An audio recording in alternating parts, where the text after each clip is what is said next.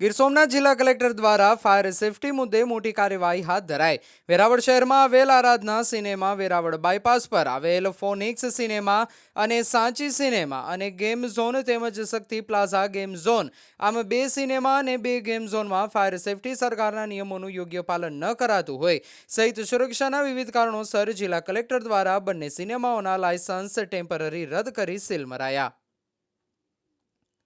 થોડાક દિવસો પહેલા જિલ્લા કલેક્ટર ડીડી જાડેજા દ્વારા ફાયર સેફટી મુદ્દે કોડીનાર ન્યૂ એરા સિનેમા સીલ કરાઈ હતી। ત્યારે આજે ગીર સોમનાથ જિલ્લાના વેરાવળની વધુ 3 સિનેમા અને 2 ગેમ ઝોનને ફાયર સેફટીના અભાવને લઈને કલેક્ટર દ્વારા બંધ કરાવાઈ। ફોનિક્સ સિનેમા ડાભોરની મામલતદાર વેરાવળ તથા તેમની ટીમ દ્વારા તપાસણી કરતા સિનેમા તારીખ 15/4/2025 સુધી રિન્યૂ થયેલ ફાયર સેફટીનું અંગેનું સર્ટિફિકેટ 15 દિવસમાં સિનેમા બિલ્ડિંગમાં જોકી પંપ મૂકવાની શરત regional fire officer, state fire prevention service Bhavnagar દ્વારા આપવામાં આવેલ, પરંતુ સ્થળ ખરાઈ દરમિયાન જોકી પંપ રિપેરમાં હોવાથી બિલ્ડિંગમાં જોકી પંપ ન હોય તથા ફાયરને લગતા કંટ્રોલ પેનલ બંધ હાલતમાં હોય, ઉપરાંત ફાયર પંપ લગાવેલ ન હોય, પંપની પેનલ તથા સિનેમાની મેઇન પેનલ એક જ સાથે આવેલ હોય, ફાયર અલાર્મ બંધ હાલતમાં હોય, ફાયરના ઉપકરણોને ચલાવવા બાબત સ્ટાફ તાલીમબદ્ધ ન હોય,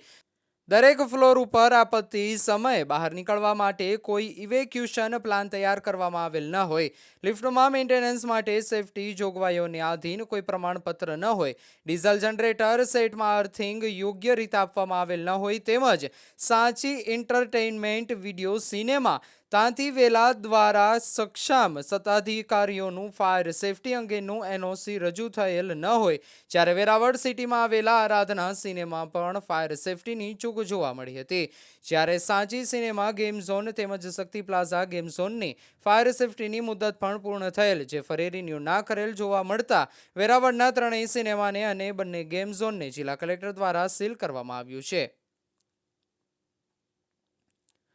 આ સાથોસાથ જિલ્લા કલેક્ટર દિગ્વિજયસિંહ જાડેજાએ જણાવ્યું હતું કે તારીખ 24 મેના રોજ એક ઓર્ડર કરવામાં આવ્યો છે કે વેરાવળ શહેરની મધ્યમાં આવેલી 40 જેટલી હોસ્પિટલમાં બાયો મેડિકલ વેસ્ટ ફાયર તેમજ અન્ય નિયમોનું ચકાસણી કાર્યવાહી કરવા માટે ઓર્ડર થયેલ છે। સાથોસાથ ગીર સોમનાથ જિલ્લાની અંદર આવેલા તમામ સ્કૂલો તેમજ ટ્યુશન ક્લાસમાં પણ આ સપ્તાહ અંદર જ ટીમો બનાવી મેસી ડ્રાઈવ રાખી તમામ જગ્યા ઉપર સલામતીને લઈને કોઈ ચૂક ના થાય તે માટે ડ્રાઈવર રાખી તપાસ હાથ ધરી અને કાર્યવાહી કરીશું। રિપોર્ટર ભરતસિંહ જાદવ, ગીર સોમનાથ।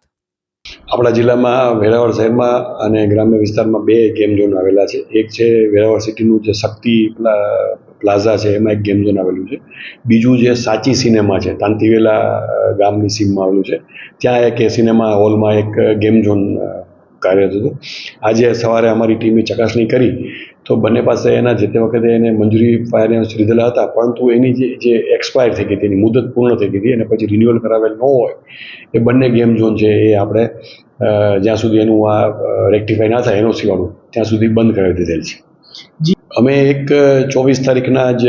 એક ઓર્ડર કરેલો છે કે જિલ્લાની વેરાવળ શહેરની જે 40 જેટલી આપણી હોસ્પિટલો છે, હોસ્પિટલમાં અમારે જે એનો બાયોમેડિકલ વેસ્ટનો નિકાલ પ્લસ ફાયર અને એનું જે ઇલેક્ટ્રિફિકેશન છે, લિફ્ટ વગેરે વાપરતું એનું ચેકિંગ કરવા માટે ઓલરેડી અમે ટીમો બનાવી દીધી હતી અને એ અમારી ટીમો કાલથી છે એ 2 ટીમો બનાવી છે, એમાં દરેક જે લગત વિભાગના અધિકારી કર્મચારીઓ છે એનું તમામ હોસ્પિટલ ચેકિંગ અમે 2 દિવસમાં પૂર્ણ કરાવી દઈશું। એ તો અમારું પ્રી પ્લાનિંગ હતું, પરંતુ એનું અનુસંધાનમાં આજે અમે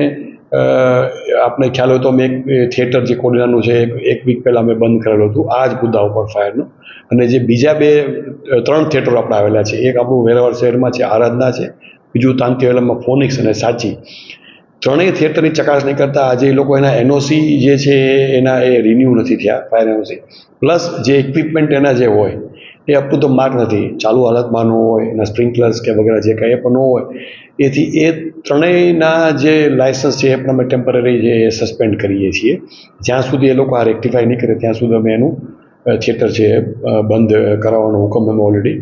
કરી દીધો છે। વિશેષમાં અમે બધી સ્કૂલોના ડીઓ મારફત જેટલી સ્કૂલો છે આપણી એ તમામના અમે ડિટેલ કરાવી છે અને શિક્ષણની ટીમ મારફતે તમામ સ્કૂલો અને ટ્યુશન ક્લાસીસ જે ચાલે છે એ તમામમાં આ ફાયરના મુદ્દા ઉપર, કારણ કે બાળકો ત્યાં જાય છે તો એની પણ અમે ચકાસણી આ વિધિન વીક અમે એ પૂરી કરાવશું। એટલે જ્યાં બાળકો અભ્યાસ માટે જાય છે, આનંદ પ્રમોદ માટે જાય છે, આપણા જિલ્લાના લોકો જ્યાં જેમ કે થિયેટર છે તો માણસ આનંદપુરમાં જતો હોય, આપણા જે હોટલો છે ત્યાં લોકો જતા હોય છે.